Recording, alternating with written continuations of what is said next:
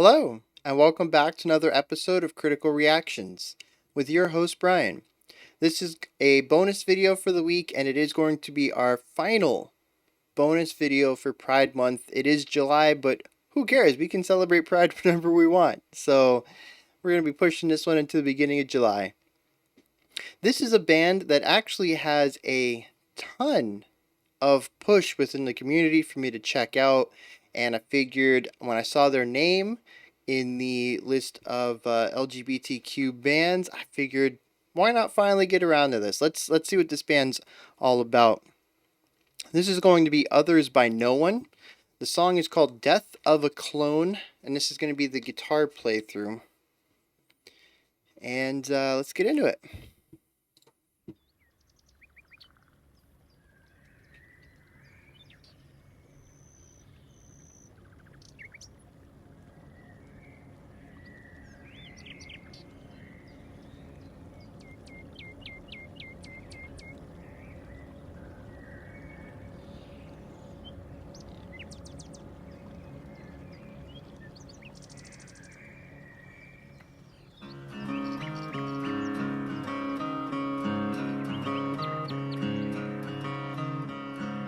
So we're in a 6/8 with a lot of offbeat hits.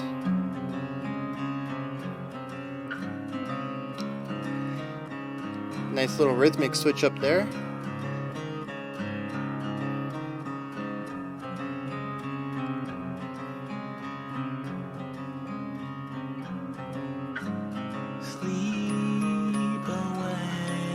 Oh, nice. Got some sort of bells going on back there, glockenspiel. And that is quite alright with me and you. Past and future, I belong to you, my dear. Yeah, lots of relaxing voices being used here.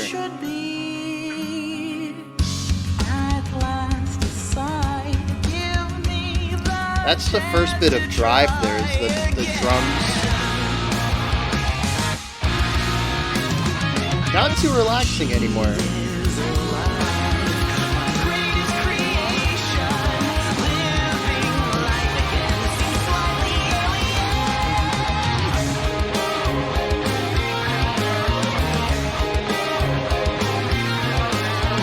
So we were in 4 there for a bit. I'm not...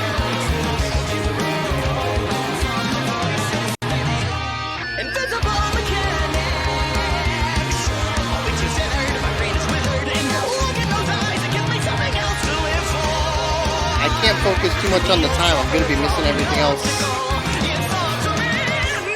That, like those vocals. Golly.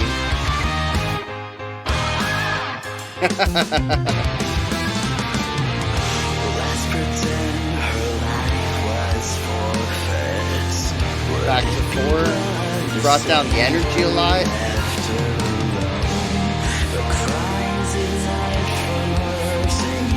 The bells have come back in the background.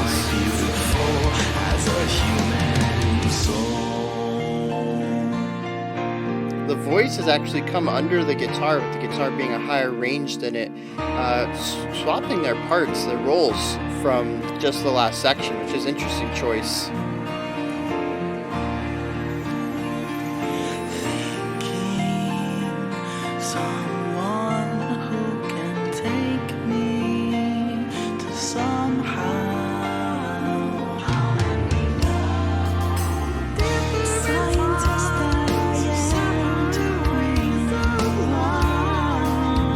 Beautiful.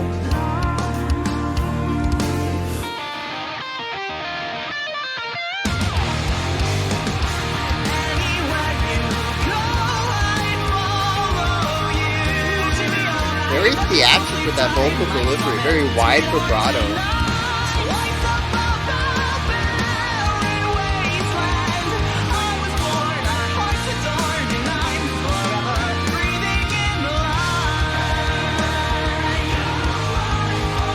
Halftime it, bring the choir in, give it this big energy. Actually, I take that back. He has a very chord vibrato, not a wide one. Nice rhythmic synergy there between almost the whole band.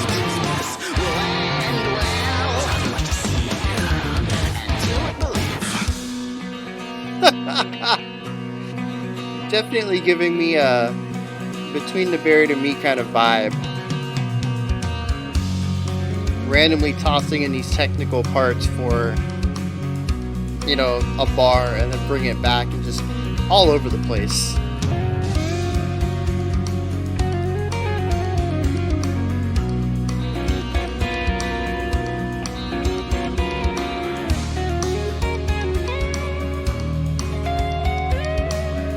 Yeah, so we're at 9/8 right now.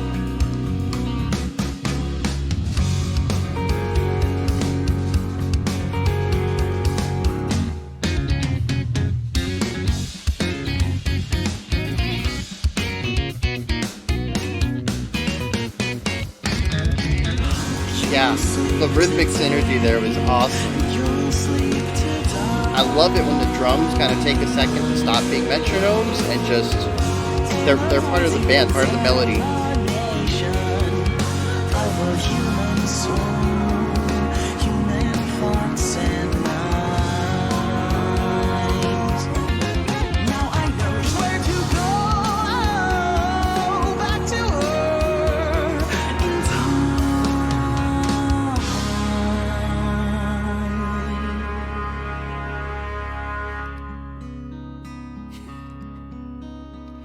These guys are all over the place, and I'm kind of enjoying this.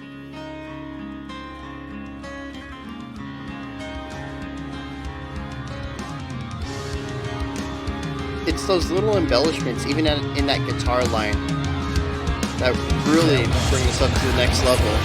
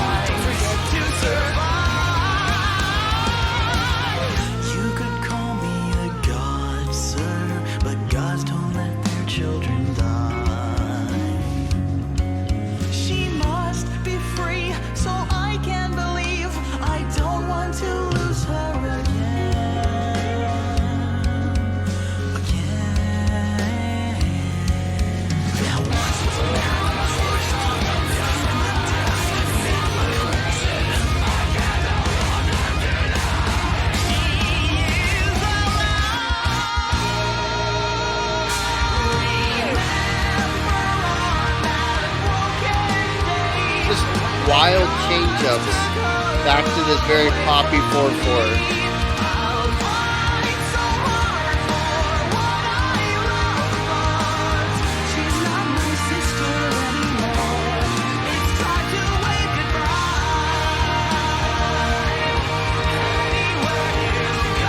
Almost on an anthem-y finish here. The big choir, the halftime. The powerful higher range melody there in the lead.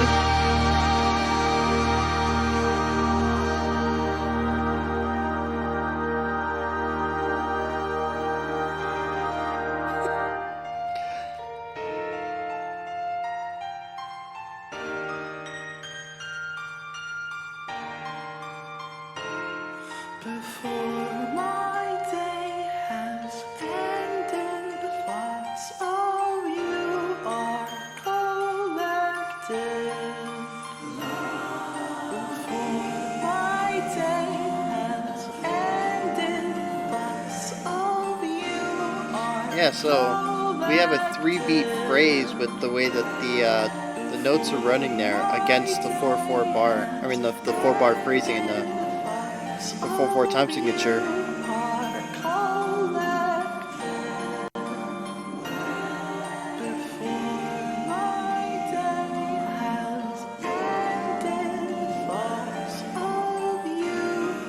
Yeah, you hear the 3 now?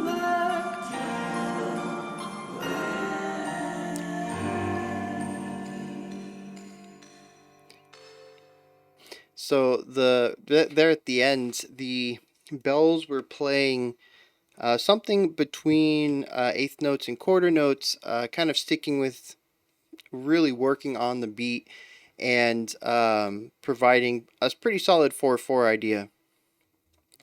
But the vocals were almost putting in a pickup note and then providing a sort of 3 beat phrase within this context of a 4-bar phrase in 4/4. You get the ba ba ba ba ba ba, and it's this repeating 3 beats, um, and it really makes the section feel a little jostling, I suppose you could say. It helps that the first bar doesn't feel too bad because of the pickup beat. We get the lowest note on beat 1, we jump to the highest note on beat 2, middle on 3, low on 4. That's a full bar. But then we do high, middle, low, and the next high comes on 4, and now we're a beat before the next bar. So that melody line gives it it's a little bit of jostling identity in the time. Everything else that's present is really providing this 4/4, but he feels like he's in 3/4, and we get a little bit of polymeter going on there.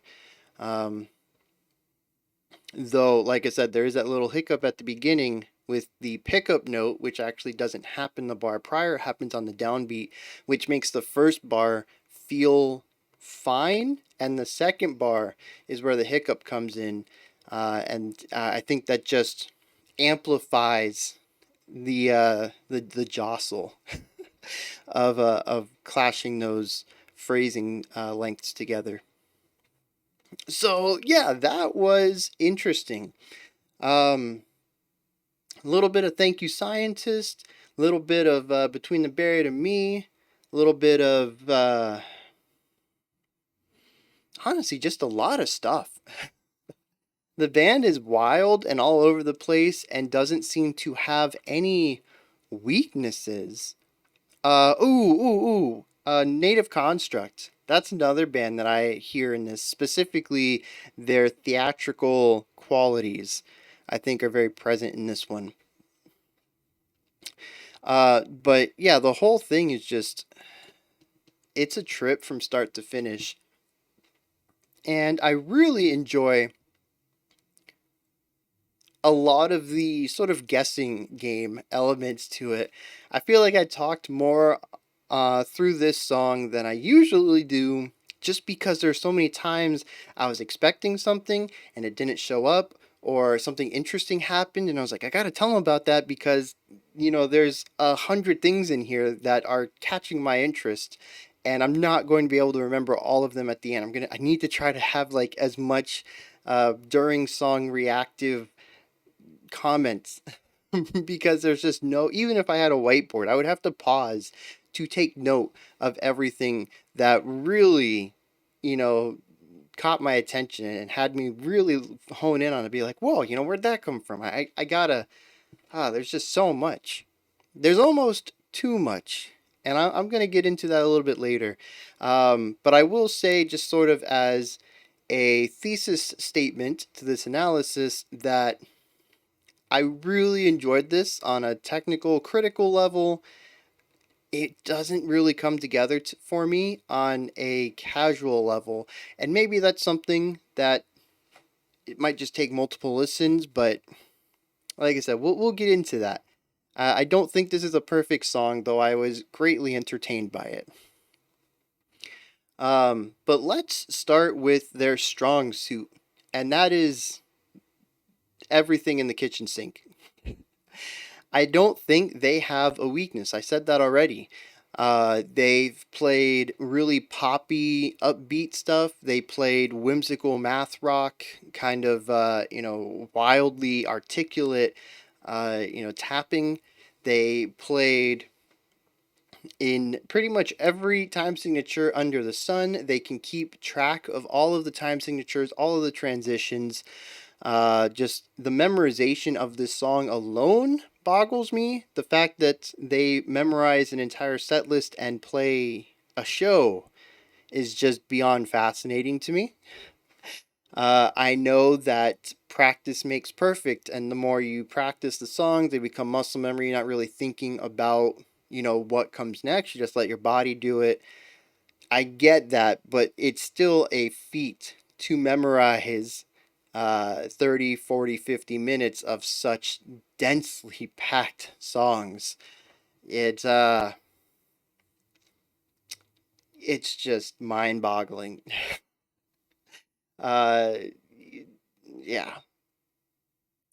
So there's just the fact that they have all of this. It's just, I don't know, like I said, they don't really have a weakness. They played so many different styles and ideas, and uh just they were all over the place, and they nailed it all, which is also awesome. Their time signatures are all over the place. I am fairly certain that I nailed most of the time signatures I called out. The fact that I called out five of them at least in a 9-minute song is bonkers. But the other thing is that they have transition time signatures. They might have a song in, I mean, a section in 7/8, and then the next section will be in 5/4, and they'll have one bar of like 12/8 between them to act as a transition, because for whatever reason, the I don't remember what I said first, but the time signature of the first one did not have enough beats in it for their transition lick. So they literally write a section that uses one time signature, write another one that has a second time signature, and then create a transition lick that is a completely own time signature, apart from the other two, just because their transition licks tend to be more than, a second or 2 seconds. It's not something that's going to fit into a bar or to a 4/4. Um, and it's just like, why? It's fancy. I'll give him that. It's fancy. That's definitely a way to go about writing some interesting ideas. And, I've mentioned before that if your transitions aren't exactly going to be ridiculously smooth, you might as well go in the exact opposite direction, because you don't want it to just be a boring transition of we were doing this, now we're doing this. That's jarring. You got these two ideas butting up next to each other. If you're not going to find a smooth way to do the transition, maybe with a bit of foreshadowing of a rhythmic element, the couple of bars in the previous segment moving into the next, or some sort of idea like that. Maybe have the second section start a bar early or two beats early and sort of, smoothly transition in. If you're not going to do something like that, go the exact opposite direction all the way and do what these guys are doing. Make a new transition lick. It's going to be jarring, but it's going to be jarring on a redonkulous level, to the point that it doesn't exactly sound great, but you can't be too mad because it was also just off the wall bonkers with some wild technical level to it that you can't help be impressed, even if it's still just as jarring or more so. Yeah, these guys take that idea to the limit. If you're just gonna butt two ideas up together, put some transition in there, and they did. They put something in there. Just, oh man, I can't even think straight. Trying to figure out all that went on here while piecing it together and putting this analysis section together. Um, but yeah, so they have time signatures, and like I said, I'm pretty sure I nailed most of the ones that caught me. I didn't repeat the 4/4s. They used 4/4 a few times. I didn't mention that after the first time they used it. But the parts that really confused me were when they switched up to a new time signature for a bar or two, and I had no way, no context to place it against, no way to have a repetition on it to kind of hone in and feel the pulses and, kind of see what time signature they're working on. By the time I realized we were in a new one, we'd already moved into the next section and a new time signature as well. This is a song that definitely helps having multiple listen throughs or sheet music. In my case, I would love some sheet music to this because I think that would be the best way that I would get the most out of the song in a small amount of time. I could listen to this 5, 6, 7 times and keep hearing new things. Where if I have the sheet music, I can just see it all in one go. I can take my time with each section and dig into it. Um, so yeah, complexity in ideas, complexity in time signature, complexity in genre, and I guess just genre conventions. They really hone in on these ideas. Are we going to play something heavier? Are we going to play something almost metal like? Are we going to play something smoother? Are we going to hit up some pop rock? Are we going to move into math rock, some technical stuff? They really aim for a musical idea, I'd almost say, and then base the section around the vibe of that genre or playing style. Um, So yeah, it's all over the place. Musical proficiency or musician proficiency is just off the wall bonkers. Um, tons of rhythmic synergy sections. Um, the drums did a pretty good job of being a metronome a lot of the times, but I mean out of nowhere, the drummer might just throw in, a bass kick line that accentuates a rhythmic quality that the guitar is doing or the bass is doing. Maybe everybody comes together and they got some nice harmonized guitar playing, and the drummer is doing the same thing and kind of utilizing the different timbres from their various instruments in their kit to mimic the idea of rising and falling pitches. And just throws in these little embellishments and these melodic. He wrote melodic music with his drum kit, which is just phenomenal. Um, so yeah, I say the musicianship is off the charts. I mean everybody. The vocalist had a few different styles to their singing. Some higher pitch stuff, some lower pitch stuff, almost some growly elements. This very quick vibrato theatrical style, just all over the place. Guitarist, we watched the guitarist just shred and switch up to, you know, all these different styles. Just everybody in the band killing it. But this brings me to what I talked about earlier, that it doesn't come together for me. And that is that the song just seems too chaotic. Now, if chaos is the theme they're going for, they nailed it 100%. I can't deny that. If the lyrics are about chaos, uh, there's perfect synergy between the musical themes and the lyrical ones. However, I don't know if that is completely true. The few lyrics I picked up on were not evidently negative or aiming towards entropy or anything like that. So I'm not sure how well the musical themes synergize with the lyrical ones.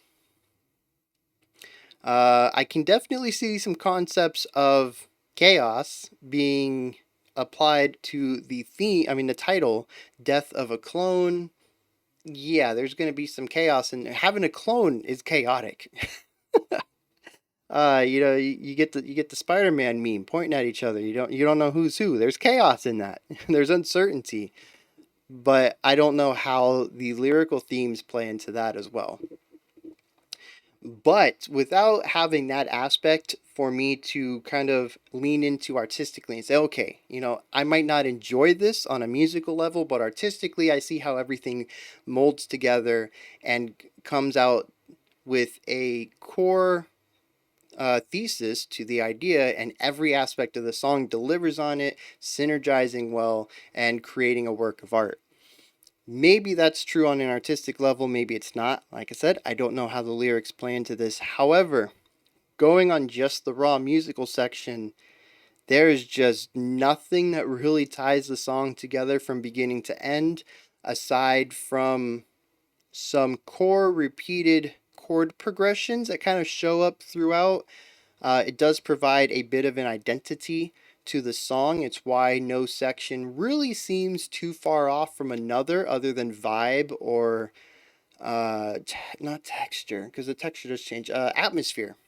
The atmosphere and the vibe of the song are really the only things that kind of change, but a lot of the chordal work stays the same, providing an identity to the song, which allows most of the sections to feel connected on some level. But for me, it's just too chaotic. There's too many changes, too many quick changes, even at that. If we got rid of all the intermediate transitional stuff,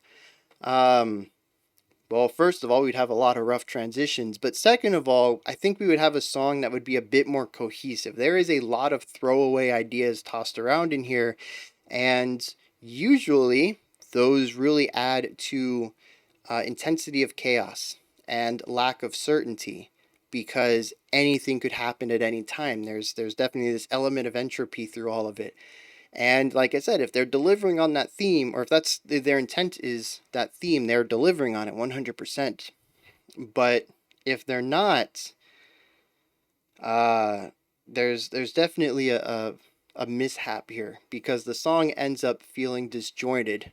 It feels like a bunch of different songs that got mashed together with no clear reason or rhyme of why to do it, other than they had a few 2 and 3 minute ideas and didn't want to make a 2 or 3 minute song, so they just put them all together and said, now we have a 9 minute song. And that's kind of what it sounds like to me on a musical level. Again, there might be an artistic reason or a vision of why all these sections are supposed to be played together and why they're held together and why they chose to go this route. I'm unfortunately just not seeing it on a first listen, but I did mention this is an extremely dense song, and no one is really going to understand the whole thing on a first time. There's just way too much stuff to be checking out. So, well, I take that back. Not knowing. Most people are not gonna. I don't like to deal with absolutes too often. I am not a Sith after all. But I think very few people would be able to have a perfect read on this song. There's just a lot going on, and a lot to take in on a first listen. So maybe after subsequent listens, maybe after checking out the sheet music of it, I might have a better understand. Oh, and the lyrics, I might have a better understanding of how it all fits together. But I'm not seeing that big picture on a first listen. However, this is where you guys come in, though. Those are just my thoughts, my reactions on a first time listen to Others by No One, Death of a Clone. Hit me up in the comments. Let me know what you think of the song, if you enjoyed it or not. Maybe you have theories of how things fit together, or maybe you have seen some interviews with the bandmates and they've explained the song and you can help guide me into understanding it better. When you're done commenting, you can head up to the description box. There's a link in there for Linktree. It's a nice little website that has all the links associated with Critical Reactions in one nice, nifty place. Twitter, Discord, Patreon, special selections, spreadsheets. It's all in there. You can check it out. When you're done with that, like, subscribe, ring the bell. I'll be back tomorrow at 5 p.m. Eastern Standard Time, 9 p.m. UTC, with this weekend's first special selection. Until next time, remember to be critical, not cynical of the music you listen to, and have a fantastic morning, afternoon, or evening whenever you choose to watch my videos.